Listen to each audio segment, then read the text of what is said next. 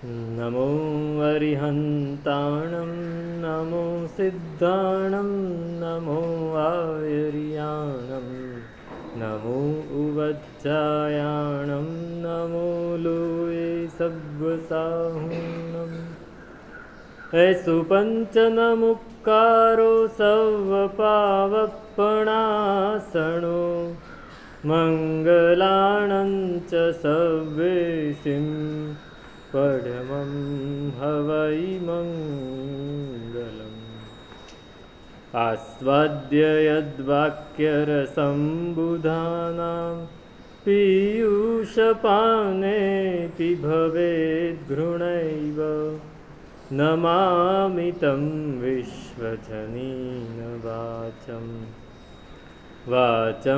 યમેન્દ્રં જિનવર્ધમાનम्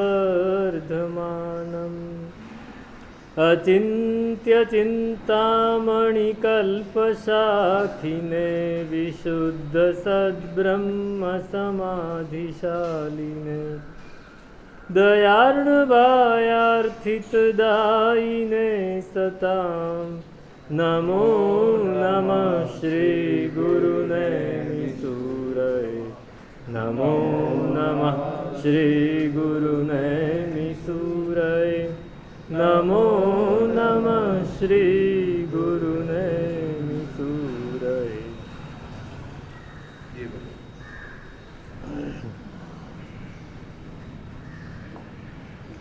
આઠમું અષ્ટક છે ત્યાગાષ્ટક. સંયતાત્મા શ્રેય શુદ્ધોપયોગમ પિતરમ નિજમ ધૃતિમંબાં ચ પિતરૌ તન્માં વિસૃજતમ ધ્રુવમ. સંયમની ઈચ્છા થઈ છે, મોહને જીત્યું, જ્ઞાન મેળવ્યું, ઉપશમ ભાવ આવ્યો, ઇન્દ્રિયોને પણ જીતી. હવે ત્યાગ કરવો છે. તો ત્યાગ શેનો કરવો છે?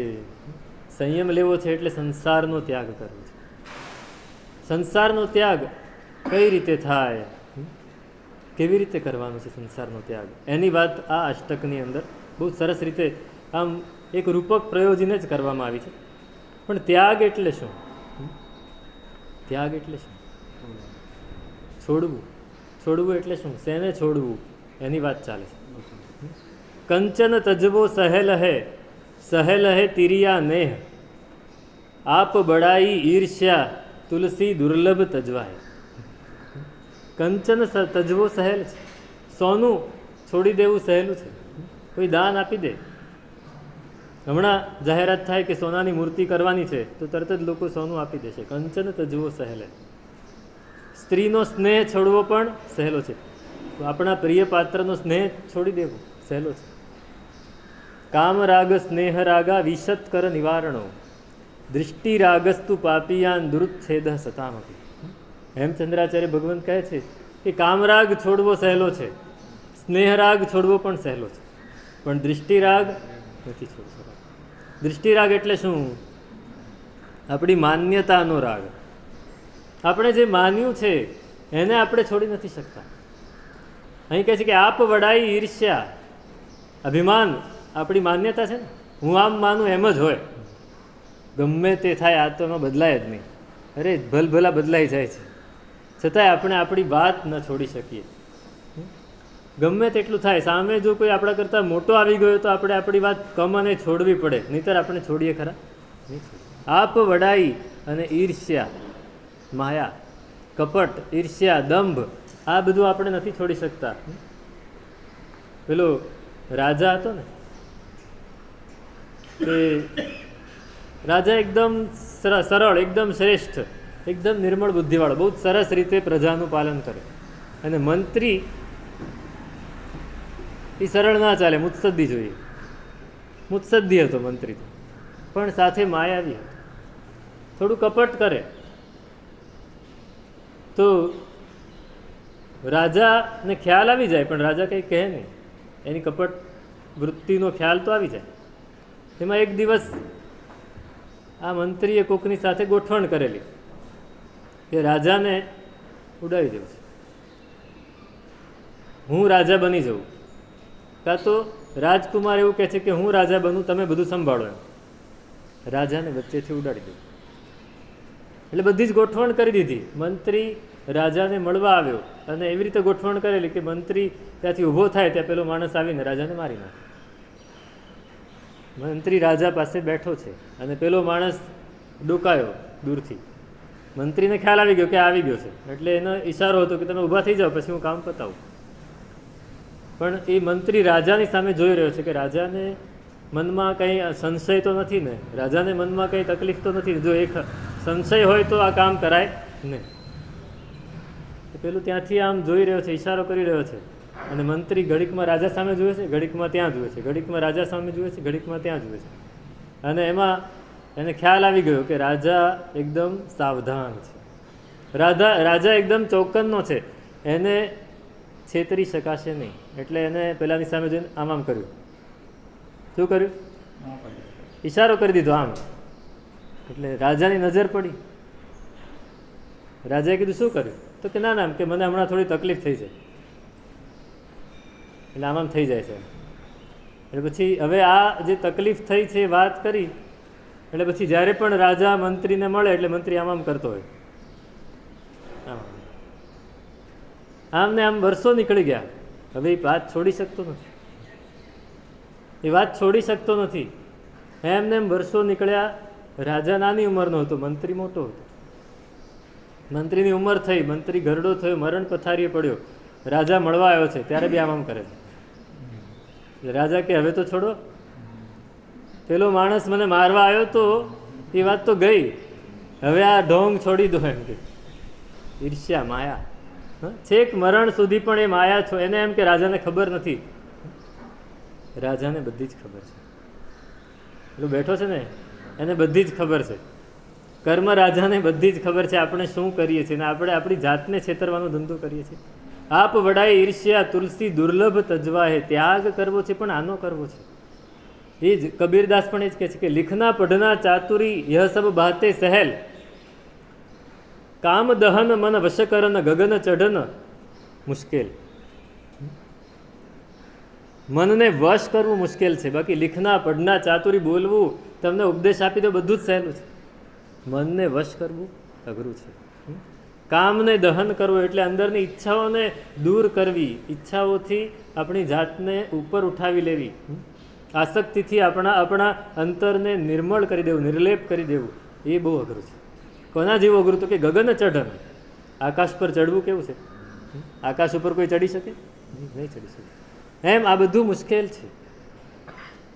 આગળ જ કહે છે કે ચિત્તેન્તર ગ્રંથ ગહને બહિર નિર્ગ્રંથતા વૃથા, ત્યાગાત કંચુક માત્રસ્ય નિર્વિશો નહીં ભુજંગમાં. ચિત્તમાં અંદર ગાંઠો પડેલી હોય અને બહાર હું નિર્ગ્રંથતાનો ડોળ કરું, બહાર હું સાધુતાનો ડોળ કરું, હું સાધુ છું, હું તો આવો છું, મને કાંઈ જ લેવા દેવા નથી, અને અંદર ગાંઠો ગમે એટલી એક નાનકડી પણ પડી હોય ને તો એ નકામી છે, બહારની નિર્ગ્રંથતા. કોની જેમ? બહુ જ એવો દાખલો આપ્યો છે કે આપણા મગજમાં જડબે સલાક બેસી જાય. સાપ ઝેરી હોય, એની દાઢમાં ઝેર ભરેલું હોય. ઝેરી સાપ હોય એની દાઢમાં ઝેર ભરેલું, એક વાર ડંખ મારે એટલે એની દાઢ છે એ ઇન્જેક્શનનું કામ કરે, સીધું ઝેર આપણા શરીરમાં ઠલવાઈ જાય. સીધું ઝેર આપણા શરીરમાં ઠલવાઈ જાય. હવે એ ઝેર એ કાઢી નાખે તો, એમને કાઢી નાખે તો નિર્વિષ થઈ જાય, ઝેર વગરનો થઈ જાય. કોઈક મદારી છે એને ઊંધો કરીને એનું મોઢું દબાવીને ઝેર કાઢી નાખે તો પણ એ ઝેર રહિત થઈ જાય. પણ એ પોતાની કાંચળી છોડી દે તો ઝેર રહિત થાય? ત્યાગાત કંચુક માત્ર છે. ઉપરથી એને કાંચળી છોડી દીધી, વેશ બદલી નાખ્યો. શું કર્યું? નવી કાંચળી આવી એટલે વેશ બદલી નાખ્યો. વેશ બદલવાથી કંઈ સાધુ થવાતું નથી. સાધુ થવા માટે વેશની અંદરનો દ્વેષ બદલવો પડે. અંદરનો જે આપણે અંદર પડેલું છે એને કાઢવું પડે. બહિર નિર્ગ્રંથતા વૃથા, બહારની નિર્ગ્રંથપણું એ વૃથા છે. પેલા નરસિંહ મહેતા કહી શકે કે ભલું થયું ભાંગી જંજાળ, સુખે ભજશું શ્રી. આપણી તાકાત ખરી એવી? એક નાની વસ્તુ આપણે જતી નથી કરી શકતા. એમના પત્ની જતા રહ્યા, કોઈ આવીને કહ્યું તમારા ધર્મપત્ની ગુજરી ગયા, અરે ભલું થયું ભાંગી જંજાળ. એ હતા ત્યારે કોઈ દિવસ નથી બોલ્યા કે આ તું જંજાળ જેવી છે. જે ભગવાને આપ્યું એને પ્રેમથી સ્વીકાર્યું છે, એને પૂરેપૂરું પાલન પોષણ બધું જ કર્યું છે. અને જ્યારે ગયું ત્યારે એ જ પ્રસન્નતાથી ડિટેચમેન્ટ, એ જ પ્રસન્નતાથી ડિટેચમેન્ટ. નાની નાની વાતમાં પણ આપણે છોડી શકતા નથી. પેલા આપણા હાસ્ય કલાકાર છે ને શાહબુદ્દીન રાઠોડ, એનો જીવનનો એક પ્રસંગ છે. પોતે કોલેજમાં પ્રિન્સિપાલ અને સાથે ટીચર, અંગ્રેજીનો ક્લાસ લે, અંગ્રેજી ભણાવે. અને છોકરાઓ ક્લાસમાં આવ્યા હોય કે ના આવ્યા હોય, શાહબુદ્દીન રાઠોડ ક્લાસમાં 9 વાગ્યાનો ટાઈમ હોય તો 9માં 1 ઓછી ત્યાં હોય હાજર. એક દિવસ, વર્ષો સુધી આ ક્રમ ચાલ્યો. એક દિવસ એવું થયું કે 9:10 આવ્યા, 9:10 આવ્યા. અને આવ્યા ત્યારે પણ એકદમ આમ લગર વગર દેદાર હતા, કપડાં પણ બરાબર, માથું પણ બરાબર નહીં. અને આવ્યા અને ક્લાસ પૂરેપૂરો કર્યો. પછી છેલ્લે કોઈક સ્ટુડન્ટ ઊભો થયો, સાહેબ ઘણા વર્ષોથી અમે સાંભળ્યું પણ છે ને અમે જોયું પણ છે કે આપણે એક પણ ક્લાસમાં 1 પણ મિનિટ મોડું નથી કર્યું, આજે કેમ મોડા? તો કે આજે મહેમાનને વળાવવા ગયો હતો. કોણ મહેમાન? તો કે મારા પિતા ગુજરી ગયા, એમને અવ્વલ મંજિલે પહોંચાડવા ગયો હતો એટલે 10 મિનિટ મોડું થયું. પણ સાહેબ આજ ન આવ્યા હોત તો કે ના, show must go on. Class જે ફરજ છે એને તો પૂરી કરવી જ પડે. અંદરની આપણે કલ્પના કરી શકીએ? આપણે અહીં પૌષદમાં હો, તમે સામાયિકમાં હો, પ્રતિક્રમણમાં, અચાનક સમાચાર આવ્યો તો પૌષદ પારીને રવાના થઈ જાઓ ને. સામાયિક પારવાની પણ રાહ ન જુઓ, સીધા રવાના થઈ જાઓ કે અરે, અને પછી આવીને પ્રાયશ્ચિત લઈ લઈશું. નહીં, ત્યાગ ક્યારે થાય? ત્યાગ ક્યારે થાય?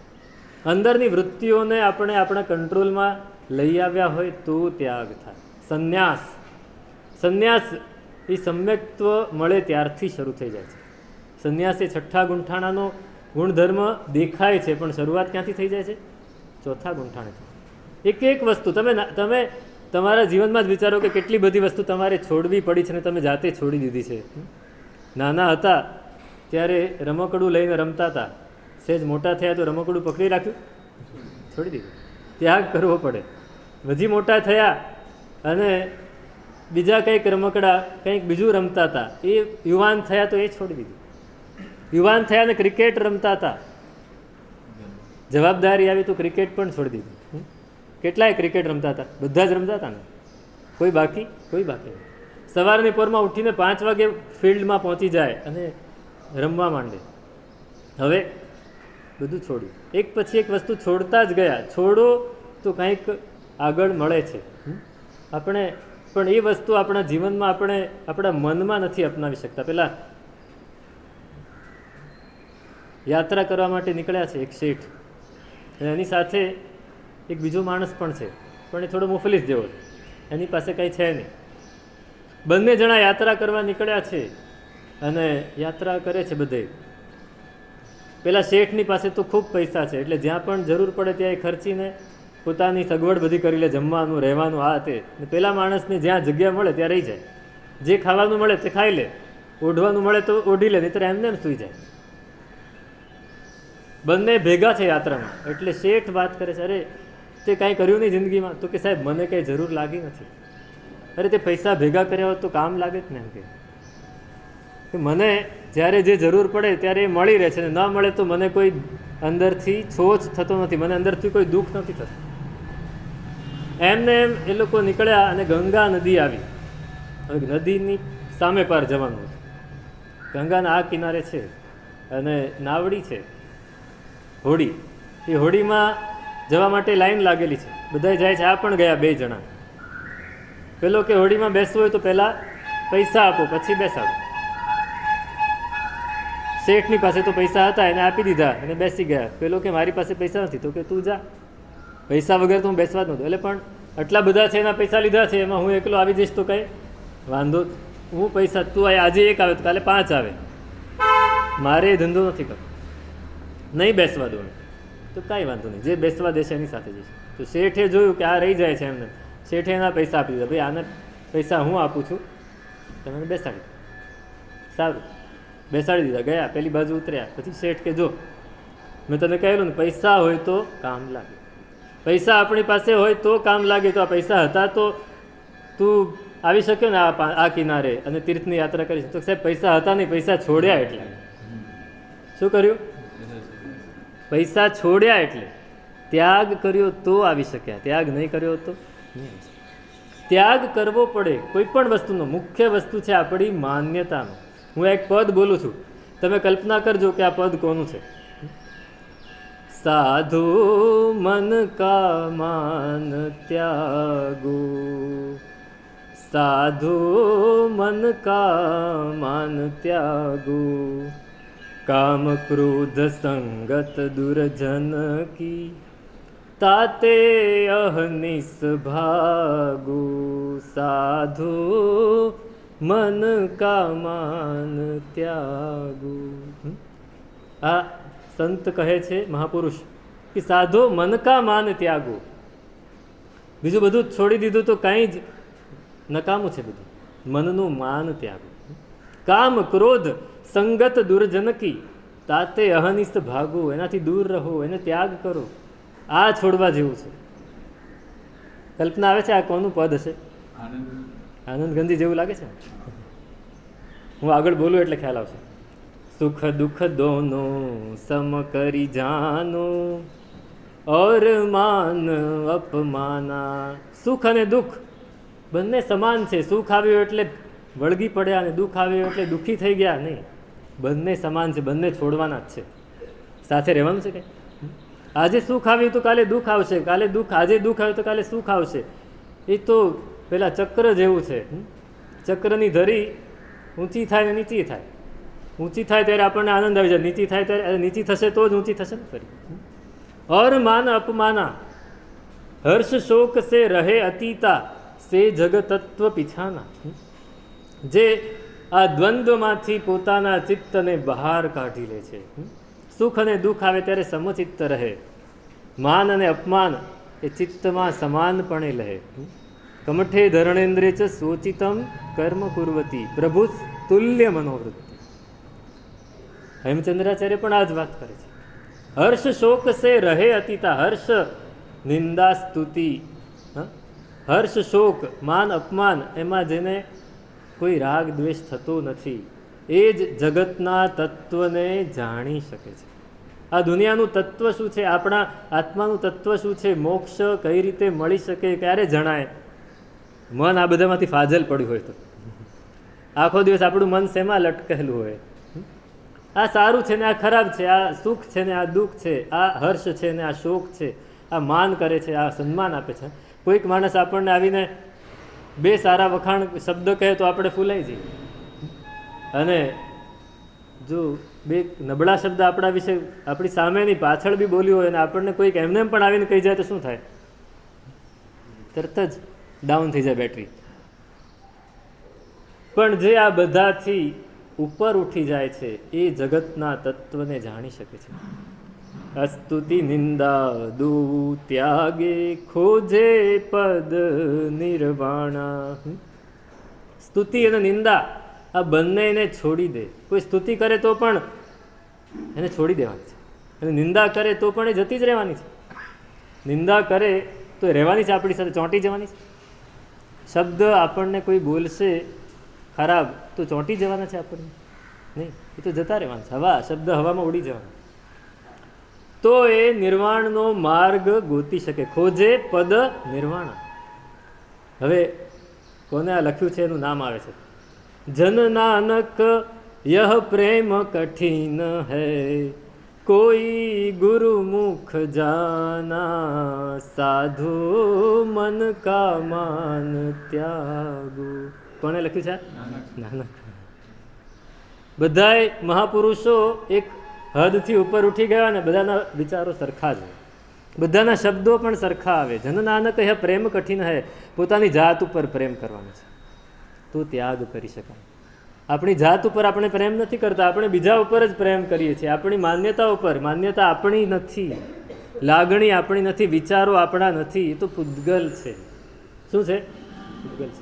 એનો ત્યાગ કરવાનો છે. આ પ્રેમ કઠિન છે.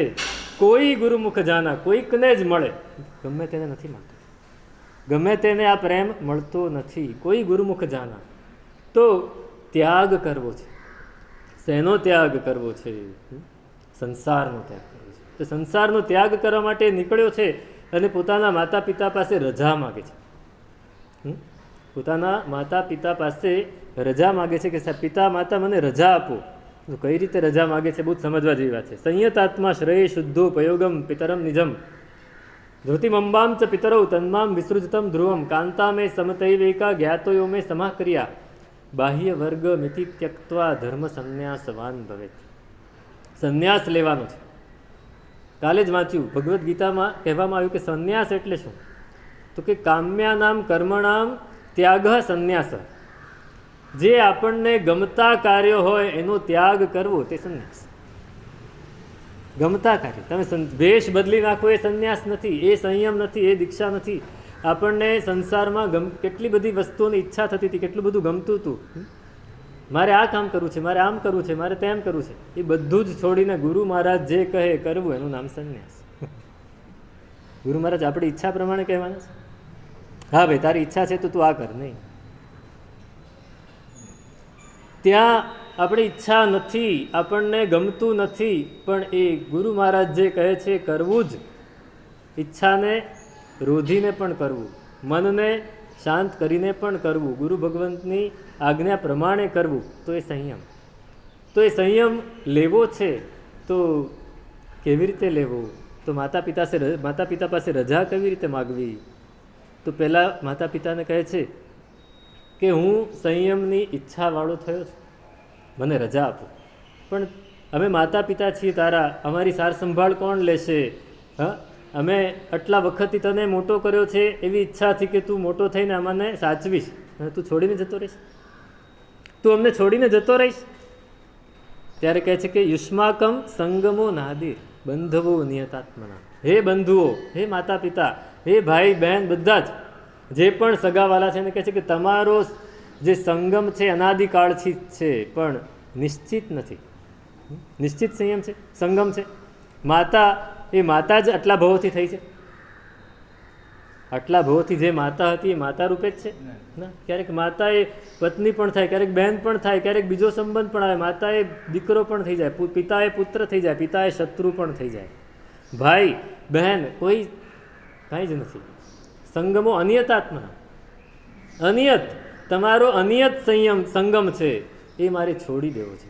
તો પછી તારા માતા પિતા? તો કે મારા માતા પિતા મેં નક્કી કરી લીધા છે. કોણ માતા પિતા? તો કે શુદ્ધ ઉપયોગ એ મારા પિતા છે. કોણ? શુદ્ધ ઉપયોગ. ઉપયોગ પણ નથી રહેતો, શુદ્ધ ઉપયોગ તો ક્યાંથી આવે? મેં ઉપયોગની તરીકે વાત કરેલી. એફર્ટલેસ, ચોઇસલેસ અવેરનેસ, પ્રયત્ન રહિત, પસંદગી રહિત જાગૃતિ, એ ઉપયોગ. હવે શુદ્ધ ઉપયોગ ક્યારે આવે? ઉપયોગ એટલે આપણી જાગૃતિ, આપણે સાવધાન રહેવું. પેલો રો નામની સંસ્થા છે આપણા દેશમાં, નામ સાંભળ્યું છે તમે? જાસૂસની સંસ્થા છે. એવી ઇઝરાયેલની મોસાદ નામની સંસ્થા છે. એનો જાસૂસ કેટલો સાવધાન હોય, કેટલો સાવધાન. એક બ્લેક કેટ કમાન્ડો એ કેવો સાવધાન હોય, એના કરતાં વધારે સાવધાન રહેવાનું. અને બહારની દુનિયા તરફ ને, એ બહારની દુનિયા તરફ સાવધાન છે, આપણી અંદરની દુનિયા તરફ સાવધાન રહેવાનું. આ શુદ્ધ ઉપયોગ છે. આ શુદ્ધ ઉપયોગને મેં મારા પિતા તરીકે એનો આશ્રય મેં લીધો છે. શુદ્ધ ઉપયોગનો આશ્રય લઉં તો મને કોઈ દિવસ એક પણ વસ્તુ નડી શકે નહીં. જેને પિતાનો આશરો હોય એને બીજા કોઈ આવીને હેરાન કરી શકે? ન કરી શકે. કોઈ બાળક પિતાની સાથે જતું હોય તો એના ગમે એટલા દોસ્તાર કે દુશ્મનો કે ગમે તે હોય એને હેરાન નહીં કરી શકે. એના પિતા સાથે છે ભાઈ, અત્યારે બોલાય નહીં, એકલો હોય તો ઢીબી નાખવાનો. ઉપયોગ આપણી સાથે હોય તો એક પણ દોષ આપણને આવીને હેરાન કરી શકે નહીં. શુદ્ધ ઉપયોગ એ મારા પિતા છે. અને માતા કોણ છે? ધૃતિ. ધૃતિ એટલે ધીરજ. ધીરજ એટલે આત્મરતિ, મારા આત્મા તરફની મારી આસક્તિ. આત્મા તરફની આસક્તિ જ્યારે જાગે ત્યારે પૂતગલ તરફની આસક્તિ છૂટી જાય. આત્મા તરફનું મમત્વ જ્યારે જાગે ત્યારે પૂતગલનું મમત્વ છૂટી જાય. એ આત્મરતિ, આત્મા તરફની જે આપણી આસક્તિ છે, ધૃતિ, એ મારી માતા છે. એક બાજુ ઉપયોગ આવ્યો, બીજી બાજુ આત્મા તરફની આસક્તિ આવી. હવે બીજું કોઈ મને નડવાવાળું નથી. તો એની પત્ની આવીને કહે છે, પણ હું તો તમારી છું ને, મને કેમ છોડીને જાઉં છું? તો કે કાંતા મેં સમતઈ વૈકા, મારી પત્ની હવે સમતા છે. કોણ છે? પત્ની સમતા છે. ભાઈ તો કે શીલ છે. કાંતા મેં સમતઈ વૈકા જ્ઞાતયો મેં સમા કર્યા ધ્રુવૈક રૂપાન શીલાદીન બંધુન ઇત્યધુનાશ્રય. શીલ, સંયમ, તપ, આ બધાય મારા ભાઈ બહેનો છે. હવે મારું આખું કુટુંબ અંદરનું એ મારી પાસે મને મળી ગયું છે. આ કુટુંબ આપણી પાસે પણ છે, પણ આપણને હજી મળ્યું નથી. આ આત્મા કહે છે કે મને મારું અંદરનું કુટુંબ મળી ગયું છે. મારા જ્ઞાતિજનો, એના જ્ઞાતિજનો આવીને રોકે છે, ભાઈ તું આ જ્ઞાતિ માટે કેટલો સારો. તો કે ઉત્તમ ક્રિયા કરવાવાળા જે પણ સાધર્મિકો છે એ બધા મારા જ્ઞાતિજનો છે. કોણ મારા જ્ઞાતિજન? સાધર્મિક. એ બધા મારા જ્ઞાતિજન છે. હવે મારે તમારો કોઈ ખપ નથી. મને રજા આપો, મને રજા આપો તો હું શું કરીશ? તો હું સંન્યાસ લઈશ. સંન્યાસ પાછો બે પ્રકારનો છે. એક અશુદ્ધ સંન્યાસ અને બીજો શુદ્ધ સંન્યાસ. અમે જે દીક્ષા લઈએ છીએ અશુદ્ધ ધર્મ સંન્યાસ. શું છે? ધર્મ સંન્યાસ કરો. સંસારના ધર્મોનો ત્યાગ કરીને સંયમના ધર્મોનો સ્વીકાર કર્યો, પણ હજી પણ સંયમના ધર્મો અમે પૂરી તરહથી પાળી શકતા નથી, એટલે અશુદ્ધ ધર્મ સંન્યાસ છે. અમે જે ધર્મો પાળીએ છીએ એ અશુદ્ધ છે, ક્ષાયોપશમિક છે, મિશ્ર છે. ક્ષાયિક ધર્મ નથી. ક્ષાયિક ધર્મ છે? નથી. ક્ષાયોપશમિક ધર્મ છે. તો ક્ષાયોપશમિક ધર્મ, ક્ષાયોપશમિક ભાવ જ્યાં સુધી રહે ત્યાં સુધી શું રહેવાનું? જ્યારે ક્ષયને ઉપશમ થાય ત્યારે હું આગળ વધું, પાછું એનો ઉદય આવે ત્યારે હું પાછો પડી ગયો. ચારિત્ર મોહનીનો ક્ષયોપશમ થયો તો હું આગળ વધ્યો, પણ ચારિત્ર મોહનીમાં પાછું આવરણ આવ્યું તો હું પાછો પડી ગયો. જ્ઞાનાવરણીનો ક્ષયોપશમ થયો તો હું આગળ વધ્યો, વળી પાછો એનો ઉદય આવ્યો. માસ્તુષ મુનિને શું થયું? શરૂઆતના 3 અધ્યયન બહુ સરસ રીતે ભણી ગયા. 4થું અધ્યયન આવ્યું ત્યારે આવરણનો ઉદય થયો, પાછા પડી ગયા. પાછા પડી ગયા એટલે એ ક્ષયોપશમિક ધર્મ છે. એ ધર્મનો પણ સંન્યાસ કરવાનો છે. એ ક્યારે થશે? 8મા ગુંઠાણ. 7મા ગુંઠાણે અપ્રમત્ત ભાવે એ જીવ આગળ વધશે, અપ્રમત્ત થશે, ઉપયોગવાળો થશે, શુદ્ધ ઉપયોગવાળો થશે. અને 8મા ગુંઠાણે જેવો પ્રવેશ કરશે એવો એને શુદ્ધ ધર્મ સંન્યાસ થઈ જશે. ત્યાં સુધી શુદ્ધ ધર્મ સંન્યાસ નથી. તો ત્યાં સુધી શું કરવું? ત્યાં સુધી શુદ્ધ ઉપયોગની ઈચ્છા રાખવી. શુદ્ધ ઉપયોગને પોતાના પિતા તરીકે સ્થાપિત કર્યા છે. હવે પિતા કેટલો આશરો આપે છે એ ધ્યાન રાખવાનું છે. અખા, નહીતર શું થશે કે અખા જે હોય તજવા યોગ, માયા તેનો જ કરાવે ભોગ. આ માયા છે સંસારની. આ સંસારનું જે મમત્વ છે, આપણી કર્મ પ્રકૃતિ છે, અમુક આપણો સ્વભાવ એવો છે, આપણો સ્વભાવ એવો છે જે આપણને જૂની વાતો જ ગમે છે. આપણને જે અંદર પડેલું છે એ અંદરથી એકદમ ઉછળીને બહાર આવે ને આપણે ભૂલી જઈએ કે મારે શું કરવાનું છે. ભૂલી જઈએ એટલે પાછું આપણે એ જ કરવા લાગીએ. કેટલી વાર આપણે નક્કી કર્યું કે હું ગુસ્સો નહીં કરું, કેટલી વાર આપણે નક્કી કર્યું કે હું આ કામ નહીં કરું, અને જ્યારે પ્રસંગ આવે ત્યારે તરત જ અંદર પેલી માયા બેઠેલી છે એ અંદરથી સમજાવે કે આ પ્રસંગે તો બોલવું જ પડે, એની પર ગુસ્સો નહીં કરે તો નહીં ચાલે, એ પાછું ખોટા રવાડે ચડી જશે. અરે એને જે રવાડે ચડવું એ ચડે, આપણે શું વાંધો છે? આપણને શું વાંધો છે? છોડી દો. છોડી શકતા નથી, એ છોડવાનું છે. એટલે યુષ્માકમ સંગમોનાદિર બંધવો નિયતાત્મનામ ધ્રુવૈક રૂપાન શીલાદીન બંધુ નિત્ય ધુનાશ્રય કાંતા મેં સમતૈવૈકા જ્ઞાતોયો મેં સમાક્રિયા બાહ્ય વર્ગ મિતિ ત્યક્ત્વા ધર્મ સંન્યાસવાન ભવે. બાહ્ય વર્ગનો ત્યાગ કરી દેવાનો છે, ધર્મનો સંન્યાસ સ્વીકારવાનો છે. પણ એ ધર્મનો સંન્યાસ સ્વીકારતા પહેલાં બહુ બધું તૈયારી કરવી પડે. એ તૈયારી કર્યા વગર સમજો કે સ્વીકારી લીધો તો સ્વીકાર્યા પછી પણ એટલી તૈયારી કરવાની આપણી તૈયારી હોવી જોઈએ. અંદર આપણા આત્માને મઠારવો પડે, શુદ્ધ કરવો પડે, નિર્મળ કરવો પડે. સતત પેલું છીણી લઈને, હથોડી લઈને તોડ્યા જ કરવું પડે. નકામું વધારાનું આવી જ જવાનું છે. પેલું એક શિલ્પ હતું, આ લોકોએ અક્ષરધામ બનાવ્યું ને, એ અક્ષરધામમાં એ લોકોએ બહાર મૂક્યું છે. તમને કદાચ ખ્યાલ હોય તો. You are the stone, you are the sculptor and you are the chisel. પથ્થર પણ તું જ છે, શિલ્પી પણ તું જ છે, અને છીણીને હથોડી પણ તું જ છે. પથ્થર પોતે જ છીએ. પેલા શિલ્પી મૂર્તિ બનાવી રહ્યો હતો પથ્થરમાંથી. કોઈએ કહ્યું કે ભાઈ તમે બહુ જ સરસ કામ કરો છો, આટલી સરસ મૂર્તિ બનો. તો કે હું મૂર્તિ બનાવતો જ નથી. તો કે તમે શું કરો? તો કે નકામો ભાગ દૂર કરો. પથ્થર ઉપરથી નકામો ભાગ દૂર કરી રહ્યો છું. બસ આપણે આપણો નકામો ભાગ ગોતી લેવાનો છે. આપણી પર નકામો ભાગ ઘણો બધો છે, એને આપણી જાતે જ કોઈ આપણને ગોતી નહીં આપે. કોઈ આપણે આપણી યાદી જાતે જ બનાવવી પડશે કે મારામાં નકામું શું છે અને એને હું કઈ રીતે દૂર કરી શકું. નકામી વસ્તુ ઘણી બધી ભેગી કરી લીધી છે આખા જીવનમાં નહીં, આખા ભવચક્ર. આખા ભવચક્રમાં આપણે નકામી વસ્તુ એટલી બધી ભેગી કરી દીધી છે, અંદર પડેલી છે કે એનો ત્યાગ પામતા પામતા ભવોના ભવ નીકળી જાય ને તોય ખબર નહીં પડે. પણ એને કાઢવી પડશે, એને ઉલેચવી પડશે, એને ખોદીને એને ખોતરીને અંદરથી કાઢ્યા કરવું પડશે. જ્યાં સુધી નહીં કાઢીએ ત્યાં સુધી આપણે ઉપરથી સારા દેખાશું અને અંદર માય બધું પોલમપોલ. ઉપરથી ઢોલ જેવું લાગે સરસ અને અંદર બધું પોલમપોલ હોય તો શું થવાનું? લોકો વખાણ કરશે, લોકો આપણી વાહવા કરશે, બધું જ કરશે કે આ બહુ ધર્મી જીવ છે, અરે એને તો આ ત્યાગ છે ને તે ત્યાગ છે. પેલા સંન્યાસી જમીનદાર હતા બહુ મોટા, અને સેંકડો વીઘા જમીન, માલ મિલકતનો કોઈ પાર નહીં, પશુનું ધન પણ એટલું બધું, ઘરમાં નોકર ચાકર એટલા, ધંધો પણ એટલો સરસ ચાલે. ઉંમર થઈ હતી 60-65 વર્ષની, શરીર એકદમ સરસ મજબૂત. અને કોઈ ગુરુ ભગવંત આવ્યા છે, વાંચના એમની વ્યાખ્યાન સાંભળ્યું, એને મન થઈ ગયું સંસારમાં હવે રહેવું નથી. બધાને ભેગા કરીને કીધું કે હવે હું સંન્યાસ લઉં છું, હવે હું સાધુ બની જાઉં છું, ભગવા પહેરી લઉં છું, હવે મારે સંસારમાં નથી રહેવું, તમારે જે કરવું એ કરજો, આ બધું તમને સોંપ્યું. મોટા દીકરાને મુખ્ય જવાબદારી આપી, બાકી બધાને જેને જે સોંપવાનું તો બધું સોંપી દીધું. નીકળી પડ્યા અને પોતાની પાસે એક ભિક્ષા પાત્ર રાખ્યું છે, એ સિવાય કાંઈ નથી રાખ્યું. જાય છે.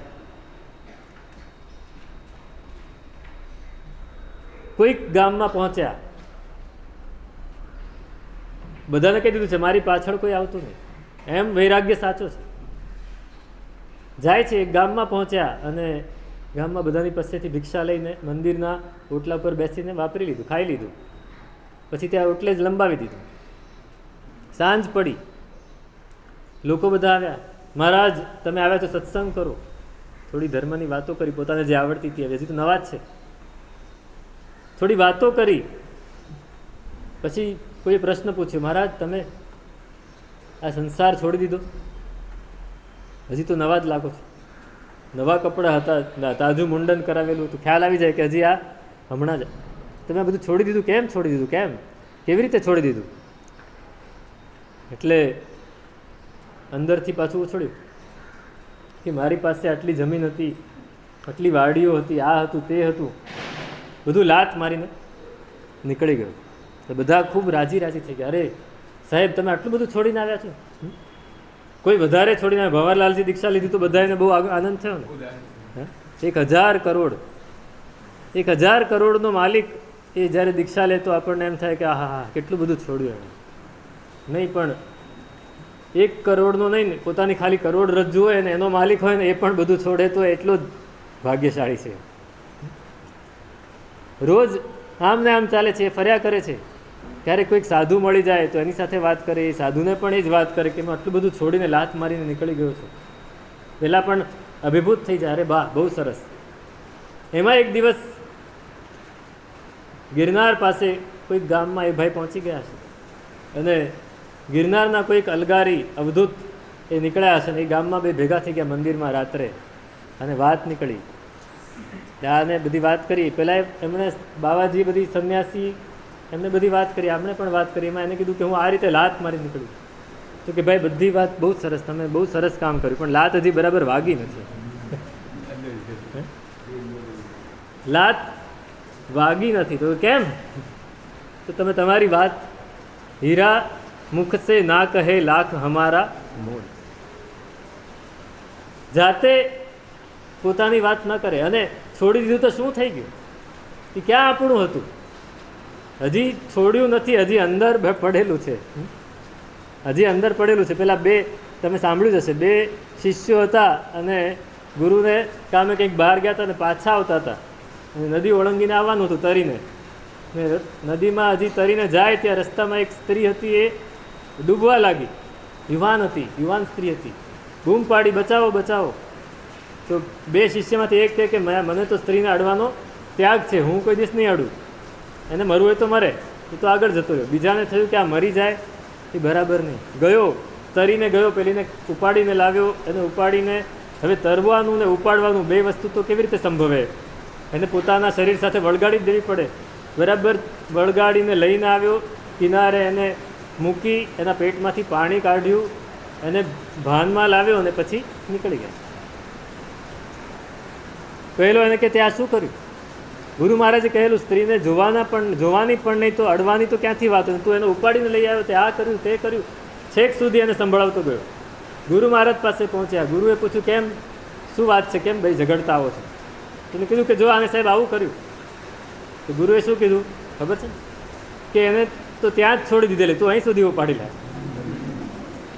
એને તો સ્ત્રીને ત્યાં જ છોડી દીધેલી, તું અહીં સુધી લે.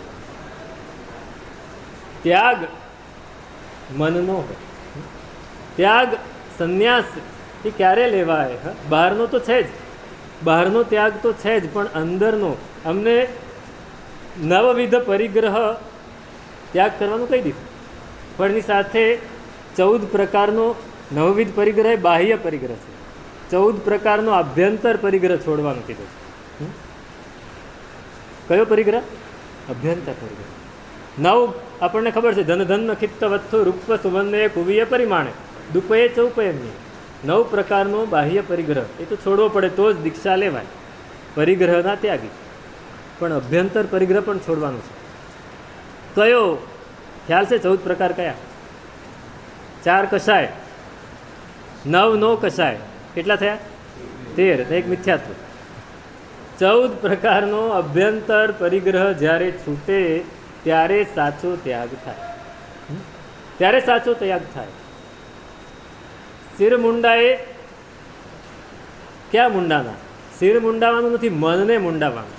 એટલે એની વાત કરે છે કે કાંતા મેં સમતય વૈકા, પિતા શુદ્ધ ઉપયોગ, માતા એ ધૃતિ આત્મરતિ છે, અને સમતા એ પત્ની છે, અને શીલ તપ સંયમ આ બધા મારા ભાઈ બહેનો છે.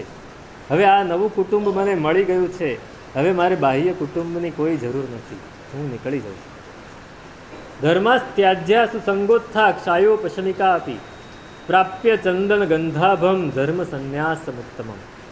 હવે આ બધું જ કર્યું, ખૂબ સરસ રીતે પોતાના જીવનને એણે અજવાળ્યું છે. બહારના બધાય સંયોગોનો ત્યાગ કર્યો છે, અંદરના કષાયોનો પણ ત્યાગ કર્યો છે, પણ હવે ક્ષાયોપશમિક ધર્મોનો પણ ત્યાગ કરવાનો છે.